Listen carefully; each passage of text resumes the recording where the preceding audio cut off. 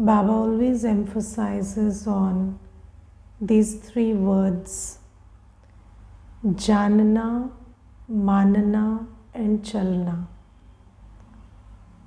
Yes, so knowing, believing and behaving.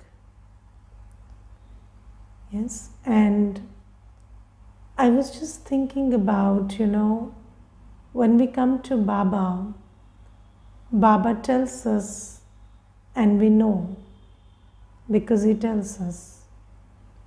And people in the world, they make a lot of effort to know, and they keep saying, I don't know, I don't know.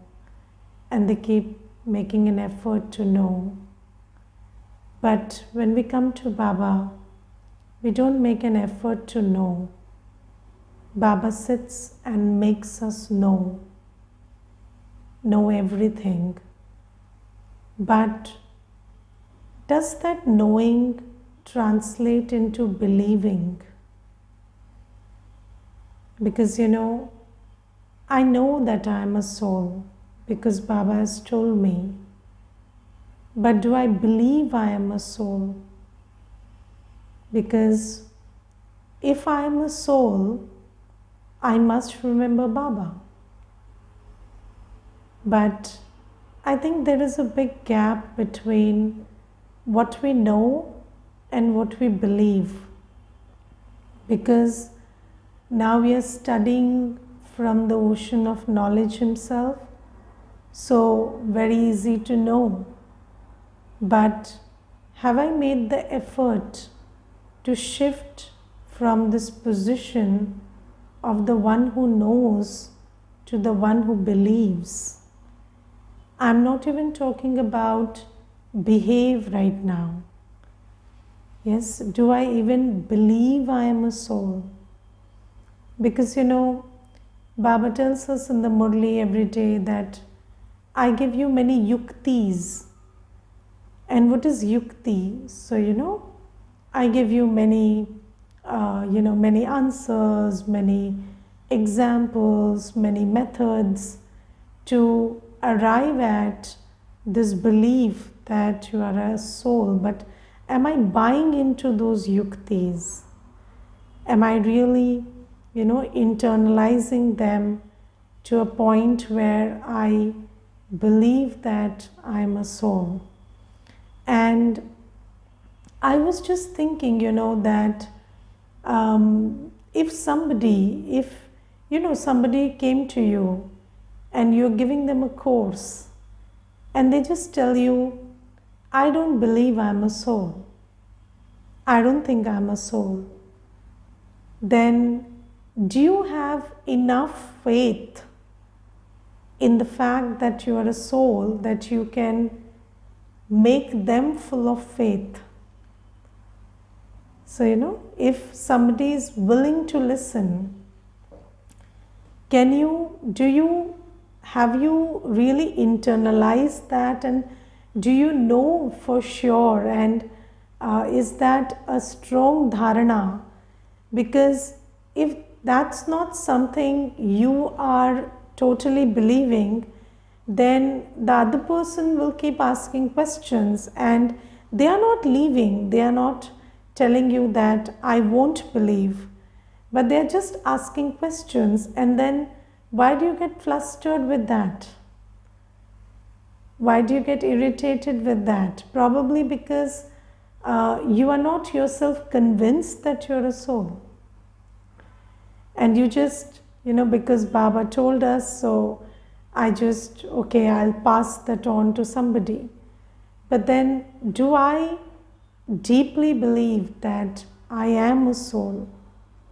And do you ask yourself this question that, who am I? Am I the mouth, the ears, the eyes? Or am I the one who is seeing through the eyes? Am I the one who is thinking through the mind? Am I the one who is talking through the mouth? And then, have you tried to see yourself? What state are you in? Because you see, Baba tells us that you are a soul and you are the one who is thinking through the mind or focusing through the buddhi or seeing through the eyes and hearing through the ears and speaking through the mouth, and you are the one making choices and doing karma and doing everything through this body. But we know that, but have I experimented with it? Have I thought about it enough? And has that thinking led me to see that I'm the soul sitting behind the eyes and doing all of this? And do you understand that when you are a soul sitting here and you are the one who creates a thought in the mind that this person is so and so, and then your mouth speaks that I recognize you, you are so and so. So can you spot yourself? Do you spot yourself according to the knowledge that you're given? Because knowledge is always, so let's say you're given a knowledge in school, so maybe you're told that when you scrub something with a soap and water, it gets clean. Okay, so this is knowledge. But have you applied the soap and water and cleaned? Because if you have applied the soap and water and cleaned, then you know that this is true. And anybody who asks you, you can just show that do like this, and you know that this will get clean. So it's as concrete as that. Similarly, can you see the whole, with your buddhi, can you see clearly that I'm a soul sitting behind the eyes and I'm the one thinking through the mind, and when I create a thought, that thought gets translated into action, because I am the one who is doing everything through the body. And if I don't want that action to happen, then I have to look at what is it inside me that is causing that action. And do I become aware that, and Baba tells us that you are at the end of your 84th birth, and this is why you have all these sanskars which are not okay. And do you realize how many sanskars I have which are not giving me an experience of harmony and happiness? And it is my karma that is taking away my happiness. But why am I doing that karma in the first place? Because of the weakness inside. And if I knew I am weak, then would I not remember the one who recharges? So if I realize that I'm a weak soul and that's why I'm doing what I'm doing and not doing what I'm not doing, and that's why I'm making the choices which are not giving me the experience of life that I'm looking for. And when you realize that, would you not remember the one who recharges you? You would remember Baba, of course. Waking up, sleeping, every time you would remember Baba, because you know that that is my pill. If I don't take my medicine, I'm going to be driven crazy. So anybody who realizes I'm unwell, they pay attention to taking their medicine. And meditation is medicine for the soul. So if I realize that I am the soul and I am the one doing everything through the body, I am the one who is making those choices of thought, word, act, which are giving me a miserable experience in life, then would I not try to treat myself? Would I not try to, better myself through Baba's remembrance? Because Baba is the healer, Baba is the one who recharges, Baba is the one who is giving me everything. And have I not experienced? So Baba tells us that if you have yoga with me, you will receive power. if you have yoga with me, you will become virtuous. So have I not experimented with the fact that when I sit in the awareness that I am a soul, drawing the light of love and drawing the light of purity from Baba, then I come to a better position to deal with whatever is happening around me. Have I not experimented with that? And if I have, how can I sleep at Amrit Vela? If I have experienced, then don't you understand that if I don't do today's Amrit Vela, no charge, and I'll be running, dry all day. And how will I do what I'm meant to do? So Baba says that it is all about, knowing and believing. Because believing, again, when you have this belief, when you strongly, you have translated that knowing that Baba is giving you. So Baba gives us knowledge which is freely flowing from Baba. But what part of that knowledge has become my personal belief system? That's very important to ask. And then Baba says that, you are at the end of Kali Yuga and Satyuga is coming. And have I thought about it? Do you think that Kali Yuga can get worse? There is no worse left. Yes, it can only get better now. So Baba tells us that you are at the lowest. And when you are at the lowest, you can only go higher than this, you can only go upward. So Baba tells us that in a cycle, when you reach the lowest point, the lowest place, then the only way is to go forward or, go upwards. You cannot go lower than this.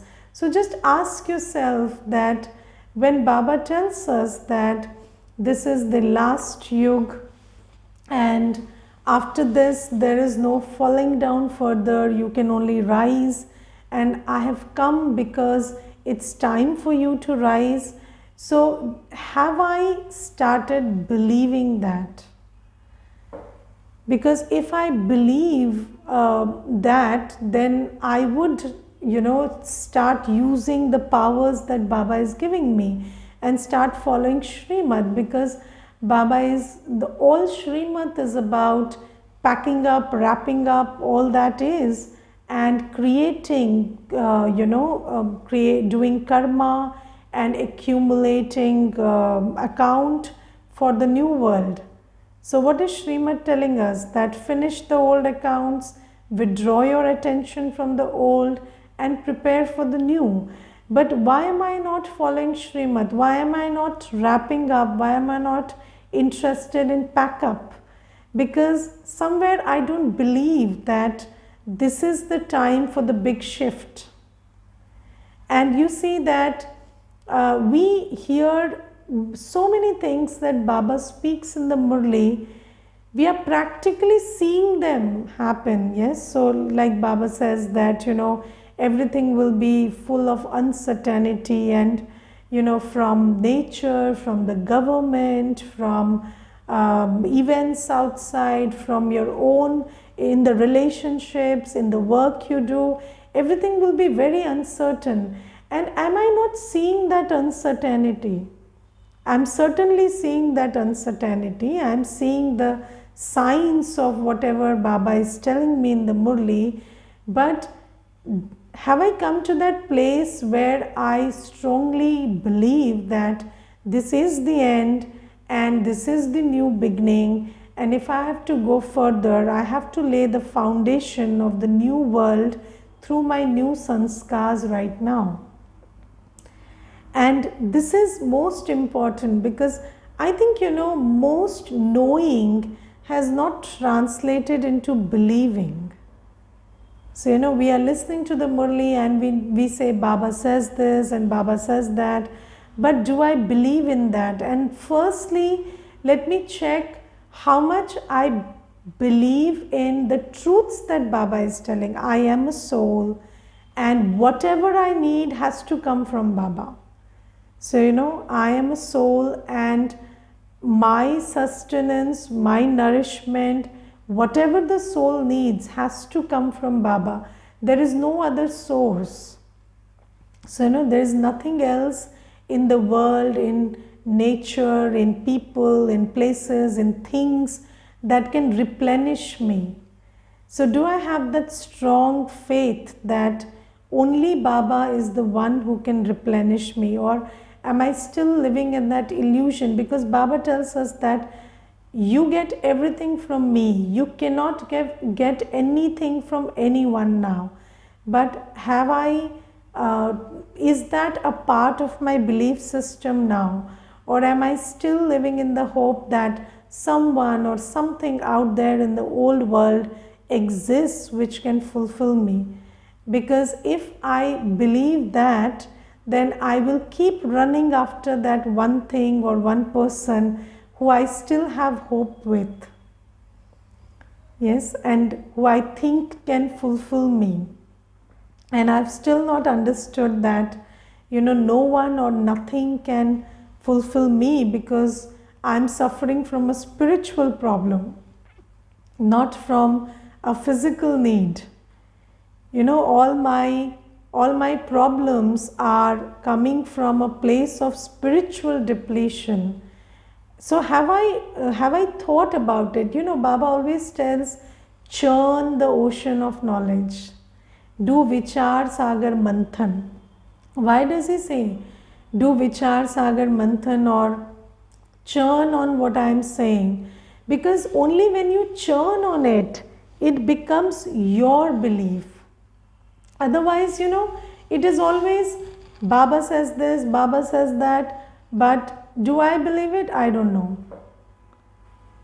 Yes, so I have to think about the truths, the foundation. I am a soul, Baba is my everything and none other, and it is supposedly like that, only Baba can fulfill me. Do I believe that?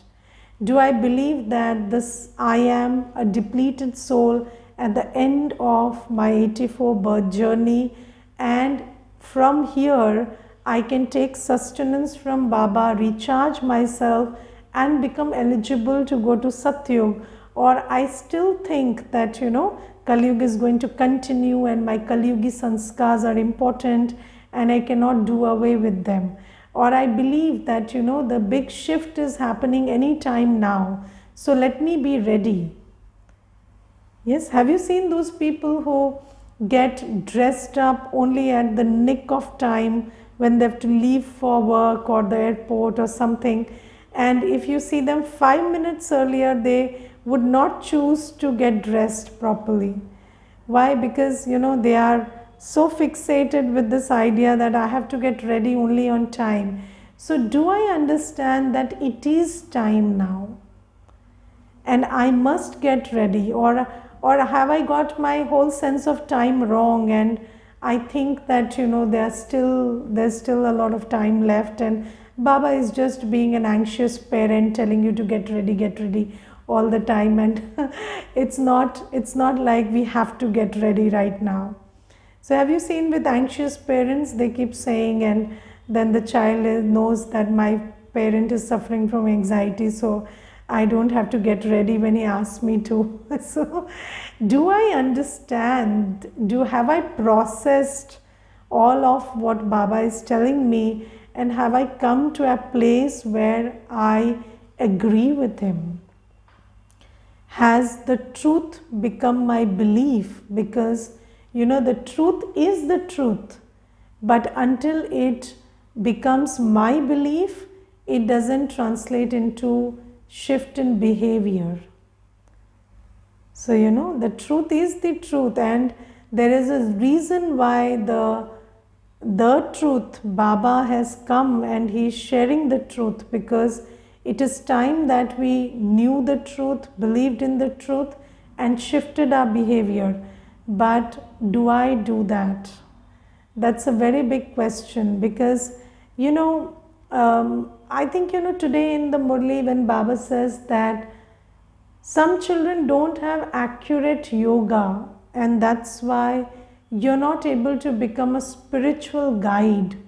So I was just thinking, that this is such a big power that if I am on the same page with Baba, then I can pull somebody to be on the same page with Baba. Yes, if I am in yoga with Baba, which means that my state of awareness and beliefs and everything is like Baba. When I am in yoga with Baba, yoga is not like, I am sitting in meditation. So when I have yoga with Baba means I am on the same page with Baba. I am on the same footing, same frequency with Baba. And until and unless I churn what Baba is saying, and I always move, because if I churn the knowledge, then I will always have my awareness, my remembrance with Baba, because that's what the crux of the knowledge is. I am a depleted soul, I have to get recharged. So if I have realized that, I will always have yoga with Baba. And if you have yoga with Baba, then even if the biggest non-believer comes in front of you, you know that this is important. You know that remembering Baba is the only way to shift from your state to a better state, from this world to a better world. And if you have that conviction, then can't you pull that non-believer into belief? You can become a spiritual guide. And have you seen the power of dharana? Somebody who believes can make the other person believe. Yes, somebody who believes in miracles can make you believe in miracles. Here it is about truth, but somebody who believes in something that is not even true can make you believe in that. So, I have seen that power of dharana, and I remember, there was, today Baba also talks about, this thing that the poor, because they study well, they get a position in Satyug. And there was one video that somebody shared with me, and it was a very interesting video about 4 friends. And 4 of them, all 4 of them are IS officers. And they are all 4 friends. And there was an interview where the interviewer was asking one of them, how is it that all 4 of you are IS officers and you're friends? Because, sometimes there is always this thing that there is luck and not everybody is the same, and how can we be? And then this person says that, when we were young and we were friends, we were sitting together and we were having this conversation where one of the friends said, you see, in order to be a politician, you need connections. In order to be a businessman, you need money. But in order to be an IS officer, you need to study. And what is study? You have the books, you internalize them, and you write an exam. And this is the easiest. So, they were talking that this is the easiest. There is a book, you read it, you remember it, and you write it in the exam. What's difficult about it? And then they all thought that this is what we can become. And then they started studying, because they knew that this is just a book and you have to remember the contents of the book and reproduce it on paper. That's all that you have to do. And when that fellow was talking, I suddenly felt that yes, it is about this much. And I was totally, in that moment, I was so convinced that being an IS officer is the simplest thing to do on earth. Because you see, that's the power of dharana. That's what somebody who has done it can make you believe. And Here we say that, when somebody comes, we are not able to guide them, we are not able to have them, we are not able to inspire them to have yoga with Baba. Why? Because that dharana is missing. And if I know I am a soul, and if I know deeply, theoretically, practically, logically, scientifically, if I'm in every way convinced that I am a soul and this is my Baba and this is the end of time and I have to recharge myself and go to Satyog, how is it possible that you tell somebody and they don't get it? They will get it. Yes, because they might ask you 10 questions, but you have an answer to them because you've processed it inside. And you have the compassion to be a spiritual guide. So you're listening to what they are saying and you are answering compassionately, and they will get what you have got. Because that's the power of a believer. And I have even seen people, convince you for very frivolous stuff like, I got really convinced about something, back in in my youth by somebody which was very stupid. Like they told me that if you do this puja or I don't know what, then some miracle is going to happen. And they had so much conviction in their voice that I got convinced there. So, but after 2 days, I found myself laughing at it because that is not the truth. So now this is the truth. But if you are not convinced about it, how do you convey it to the other? And Baba tells that, Baba gives us very beautiful names and titles today. Baba says you are the spiritual guide, and in the world there are physical guides. They will take you to some tirath, and you are the spiritual guide who connect everybody's yoga with Baba. But let me ask myself, what is my state of the believer? And because I know that's okay, because I've learned it from Baba, but do I believe in it? And if you believe in it, you can make the other person believe in it.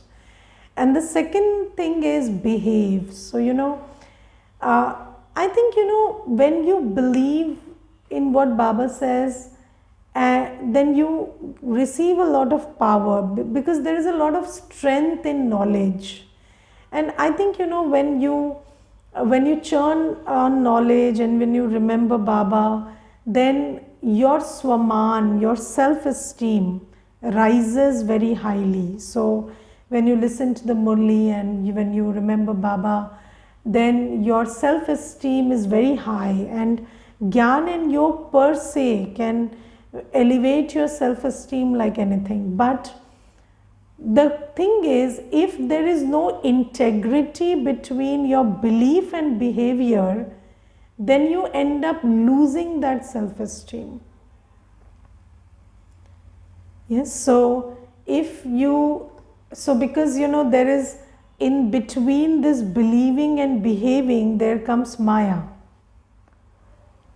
And there is the interference of old sanskars, and then Baba says that you have to meditate enough, you have to remember me enough to overthrow the pull of Maya.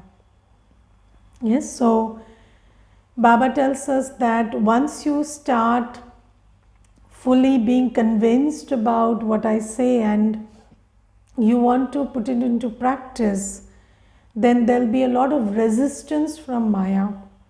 And if you want to overcome that resistance, then you have to draw in yoga power. You have to sit in Amrit Vela, remember me, fill yourself with yoga power.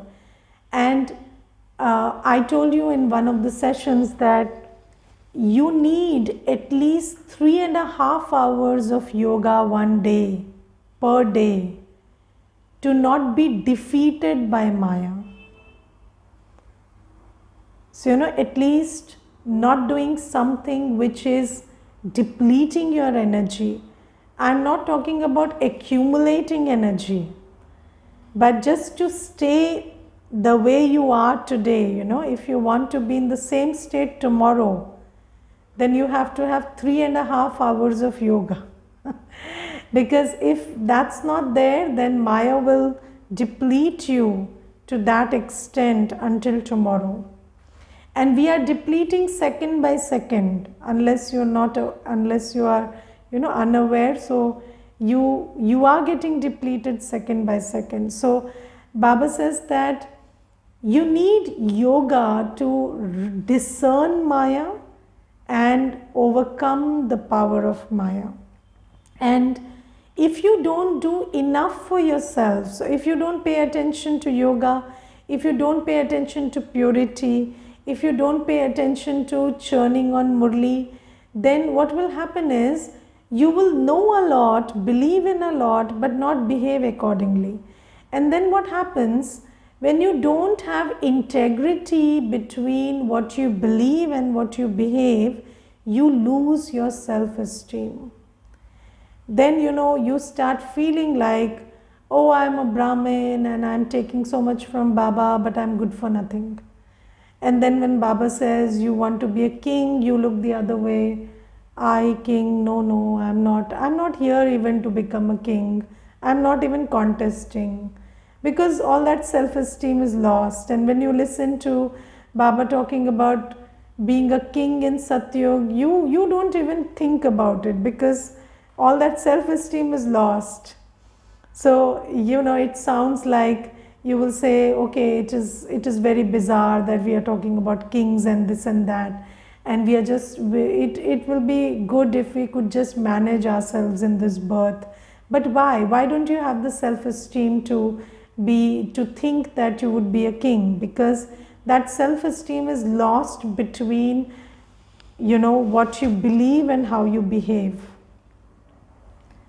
And if you want to maintain that integrity, then you have to pay a lot of attention to the directions that Baba gives in the Murli.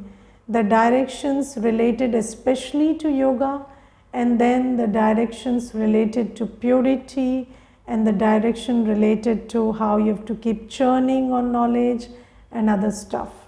And at least, to begin with, even if we are not doing anything else, just paying attention to being soul conscious. So, just time and again going to that awareness that I'm a soul and I'm peaceful, and let me just remember Baba for 10 seconds and fill myself. So if you could do just this much also, it will help you if you're a beginner. And then in later stages, everything matters. So Baba says, this is, and I was just thinking about this whole stuff, that why is it that, Baba is giving us such powerful methods and still we are not progressing the way we should, because in yesterday's Murli also Baba said that, everybody is doing well, but not as well as you could do. So, it's, and I was just thinking about this thing, where is the gap? And I felt that, most of the knowing doesn't translate into believing, and definitely not into behaving.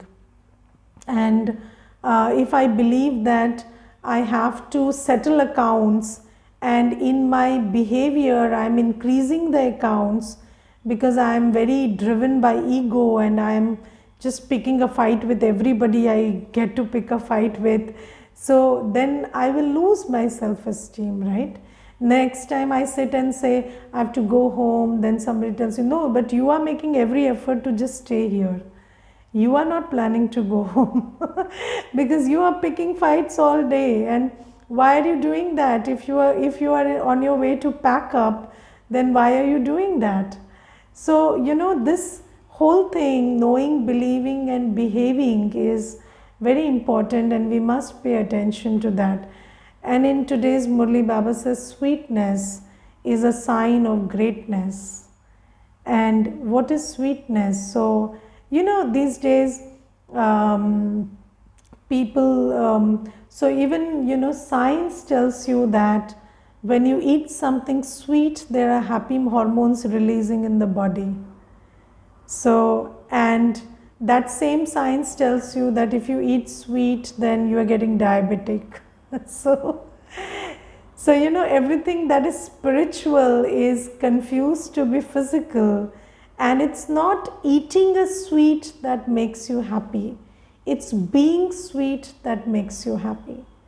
And when you are sweet, you taste the same sweetness that you taste when you eat a sweet, but minus the diabetes. Yes, so you can be, you don't have to eat a sweet, you can be sweet. And how do you be sweet? So just let the juices of love and peace and joy flow. Don't block them. So just allow yourself to smile and create loveful and peaceful and happy thoughts, and remember the ocean of sweetness, and just don't block your energy, and be sweet. And only a pure soul can be sweet, because purity is the foundation of all virtues. So when you have purity, when you're not body conscious, then you're sweet. And when you are sweet, you taste your sweetness all day. And anybody who is around you also has a taste of that sweetness which is you. And that is the sign of a great soul, When you're around a great soul, you feel sweet. You taste that sweetness, you get that fulfillment just by they being there. Their smile, their words, their everything, whatever they do, whatever exchange of energy you have, it makes you feel like you've got something from them. That's the sign of greatness. And we have to be sweet, and sweetness has its foundation in purity. And when we are pure, when we are working on being egoless, when we are working on our body consciousness, when we are following Srimad, then we become very sweet. And when you're sweet, you don't run after people, places and things to give you an experience of sweetness. So people, places and things run behind you because they want to experience the sweetness you have. But you don't run after anyone, because you are yourself sweet. You are the one that everybody is attracted to and everybody wants to be with. So that's sweetness.